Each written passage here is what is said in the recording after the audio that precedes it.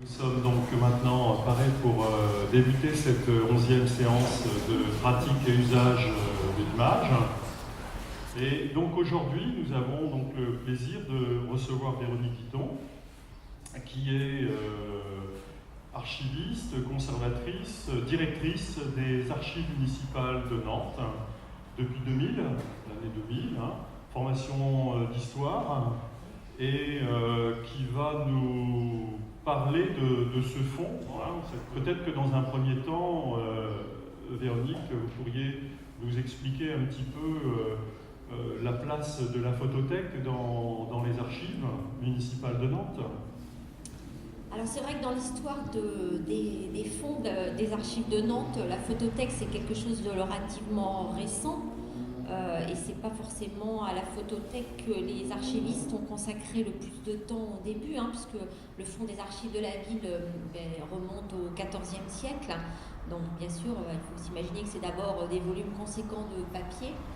En document iconographique, c'est d'abord des plans et ensuite des affiches, et ensuite la photothèque qui commence vraiment, on peut dire, à la fin, dernier quart du 19e siècle pour quelques photos, et puis surtout, bien sûr, premier quart du 20e pour le démarrage vraiment de la photothèque en tant que photo vraiment fait par des services, réalisés par des services municipaux. Puisqu'avant, il faut savoir que le début de la photothèque et des premières campagnes photographiques, ce sont des campagnes commandées par la municipalité. Alors moi, le plus gros du fonds, bien sûr, ce sont quand même des photographies qui ont été réalisées par ou pour la ville, en fait. Comme je disais, les premières campagnes de photographie, comme il n'y avait pas de photographes, aujourd'hui on a des photographes. On a un photographe aux archives qui réalise un certain nombre de reportages, mais on a aussi des photographes à notre service de la communication externe, c'est-à-dire nos trois collègues photographes qui font beaucoup de photos pour... communication externe de la ville de Nantes. De la ville de Nantes, et qui réalisent les ensembles de photographies, en particulier pour le Nantes Passion, pour le magazine municipal, pour le site internet de la ville. Et puis auparavant, les premières séries de photographies, donc vous verrez effectivement énormément de travaux, on voit les modifications, les changements urbains de la ville, étaient réalisés par le service de la topographie, puisque la ville a été dotée entre les deux guerres d'un service de la topographie, donc de topographes qui étaient en charge de réaliser l'ensemble des plans généraux de la ville. Et en même temps, effectivement, ils étaient dotés de chambres, donc d'appareils, pour aller suivre les grands travaux de voirie, en particulier d'aménagement des nouvelles voies, des boulevards, et ont suivi les grands travaux, des comblements de la Loire et de l'Erdre, et ensuite les bombardements. On a aussi beaucoup de photos, là on ne les a pas sélectionnées, mais qui ne représentent plus grand chose pour nous aujourd'hui. On en a pas mal aussi, des bouts de canalisation. Enfin bon, ça permettait aussi de suivre les contentieux administratifs de la ville avec les entreprises. Donc voilà, donc au début c'est vraiment des photos très, très, très, très techniques. Les premières campagnes de photos qui représentent pas mal plusieurs sites ou bâtiments publics de la ville, ont été réalisés pour les albums de l'exposition universelle de 1878, parce que le ministre de l'Intérieur avait demandé aux maires des grandes villes de France de présenter leurs réalisations au moment de l'exposition universelle à Paris en 1878, et donc en 1877, la ville a réalisé 15 très beaux albums, atlas même, parce qu'ils sont de volumes assez conséquents, à peu près de la taille de la table, à peu près, donc avec du texte bien sûr, des documents aquarellés, et puis la première série de photographies réalisées pour la ville en fait. Et là on a le nom des photographes, en particulier Victor Girard dedans, donc ils sont des photographes nantais, qui ont pris des photographies pour illustrer ces albums. Alors aujourd'hui, il y a bien sûr les entrées, les versements de nos collègues de la communication externe. Alors bien sûr, les supports ont changé. On est passé des plaques de verre au négatif, au diapositif et maintenant au numérique. Et aujourd'hui, on a aussi une part importante d'entrées qui sont des entrées des dons. En fait, Bon, il y a toujours eu des dons de photographie, mais c'est quelque chose qui s'est un peu accéléré. Qui est-ce qui donne? Alors, les gens qui donnent, voilà, un peu tout le monde. Tout le monde peut déposer aux archives. Tout le monde peut déposer. Alors à partir du moment où c'est un intérêt, bien sûr, ça illustre la ville de Nantes, puisque on reçoit des photos de la ville de Nantes des 4 coins de France, et parallèlement, il y a des Nantais qui nous proposent des photographies, mais on les réoriente dans ces cas-là vers d'autres services d'archives. Alors c'est vrai que les ondes numériques, il y a des gens qui arrivent avec des photos originales, donc tirage papier la plupart du temps, quel que soit le support. Je ne parle pas de support numérique, je parle de support physique encore, parce que c'est la plupart du temps quand même des photos un peu anciennes, mais qui ne souhaitent pas s'en séparer. Voilà, il y a un côté affectif, sensible, ça raconte l'histoire d'une vie, l'histoire d'une famille, donc on peut tout à fait comprendre. Donc en fait, on a décidé, on leur propose de les numériser. Donc on les numérise avec nos critères techniques, de façon à faire des fichiers assez haute def, puisqu'on sait que ceux-là, on ne les aura pas forcément sous la main pour refaire d'autres fichiers, à la différence des nôtres, on peut se permettre de faire une numérisation, je dirais, plus ordinaire, puisqu'on peut ressortir l'original. Et puis on les... Voilà, donc comme ça, nous, on a un fichier numérique, et on fait comme pour les originaux, on fait un contrat de don, en fait, d'utilisation de ces clichés, et donc les gens repartent avec. Alors, il y a un financement dans le sens où, à la Direction Générale de la Culture, on a une ligne budgétaire qui est dévolue aux acquisitions pour l'ensemble des établissements culturels. Donc ça veut dire que ça intègre aussi bien des tableaux pour le musée des Beaux-Arts, des objets pour le musée du château, des Ducs, des documents ou des photographies pour nous, des plans, des affiches. Voilà, on achète aussi, c'est pas uniquement de la photographie, ça peut être aussi une météorite pour le Muséum d'Histoire Naturelle. Vous n'avez pas un budget alloué pour la photothèque? Non, on n'a pas un budget photothèque, c'est un budget acquisition, quel que soit le support et la forme des acquisitions pour l'ensemble des établissements. Et après, il faut négocier avec les autres établissements, je suppose. Alors, il faut négocier, non, pas forcément, puisqu'on a quand même sur le budget une part qui est réservée. Voilà. Après, effectivement, il y a des années où il y a des opportunités, alors pas tellement pour les archives, parce qu'on n'est pas quand même sur des montants très très importants, mais par exemple pour le musée des Beaux-Arts, oui, on est quand même sur des montants qui peuvent être un peu plus importants d'acquisition d'œuvres d'art. Non, en fait, on se met d'accord surtout, c'est pour qui achète. Quand c'est une vente aux enchères, quand on achète en direct, là ça va, on voit directement avec le vendeur, mais quand c'est une vente aux enchères, on essaie de se mettre d'accord entre établissements déjà municipaux, donc entre mes collègues du château et nous, pour ne pas courir le même lièvre déjà. Et puis ensuite, moi avec les collègues des archives départementales aussi, parce qu'on a eu une expérience, pas sur une collection photographique, mais sur d'autres types de documents où voilà, on avait enchéri sur les collègues, sans le savoir. Donc c'est un peu dommage quand même, c'est quand même toujours de l'argent public, et puis l'intérêt c'est que le document rentre dans une collection publique, qu'il soit aux archives départementales ou aux archives de Nantes. Donc maintenant, systématiquement, on se met d'accord entre conservateurs, on s'appelle avant, y compris avec les collègues du musée de Bretagne aussi, parce qu'eux, effectivement, ramassent large sur la Bretagne historique. Alors, les archives en France, c'est très... il y a une pratique archivistique vieille et organisée, très réglementée et légiférée. Donc on a ce qu'on appelle des cadres de classement qui organisent nos archives. Donc des cadres de classement avec la plupart du temps des lettres, qui règlent les archives anciennes, donc c'est les archives jusqu'à la Révolution. Donc là, on n'est pas concerné par les photographies, les archives modernes, donc de 1790 à 1939, les archives contemporaines de 1940 à nos jours.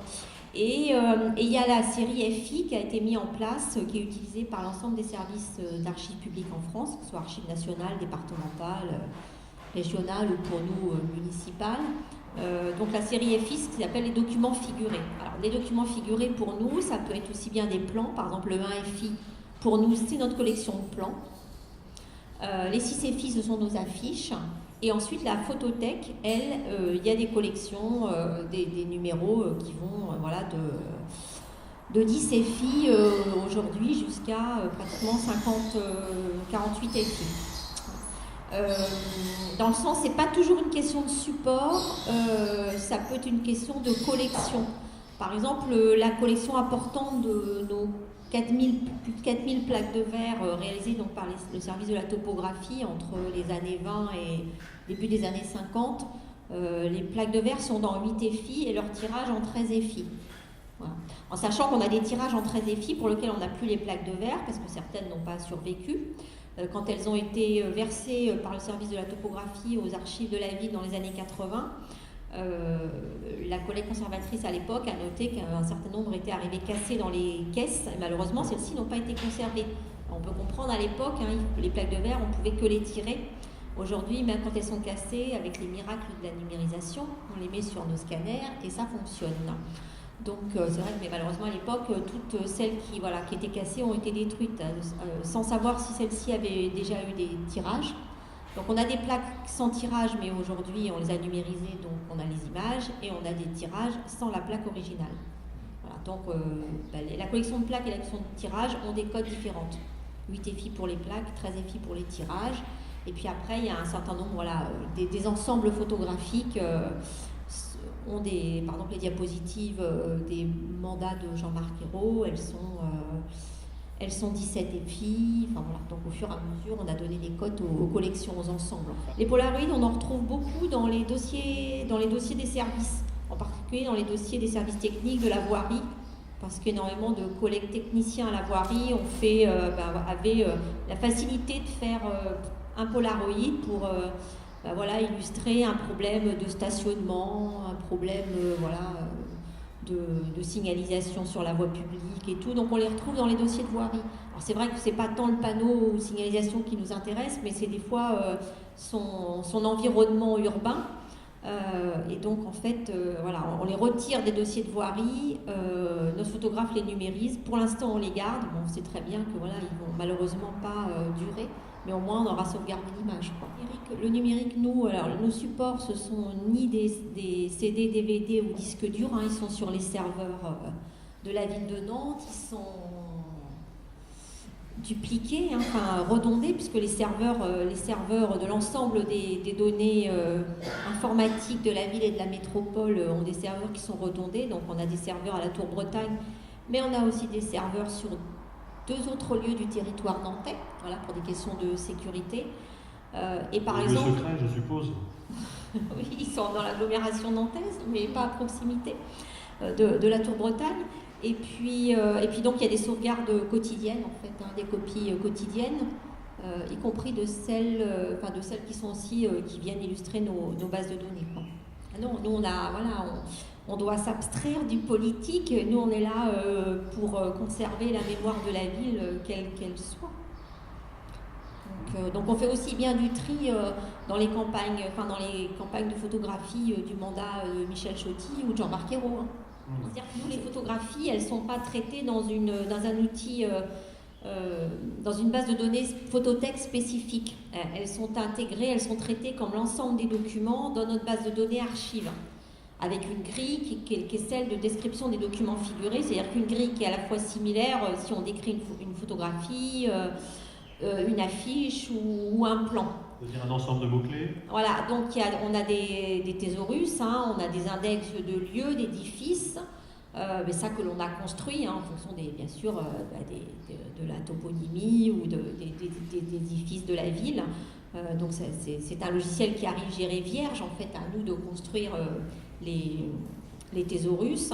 On en a un autre sur les personnes, et puis on a aussi créé ce qu'on appelle, ça s'appelle IPS, Index personnalisé du service dans notre base de données, dans lequel on a créé un certain nombre d'index qui nous permettent d'indexer pas seulement effectivement de l'image, mais aussi nos documents d'archives, puisque notre base de données, nous, elle permet une recherche sur l'ensemble des documents qui sont décrits et indexés. Donc ça peut être aussi bien un dossier d'archives, un document à l'unité comme une photographie, un plan ou une affiche.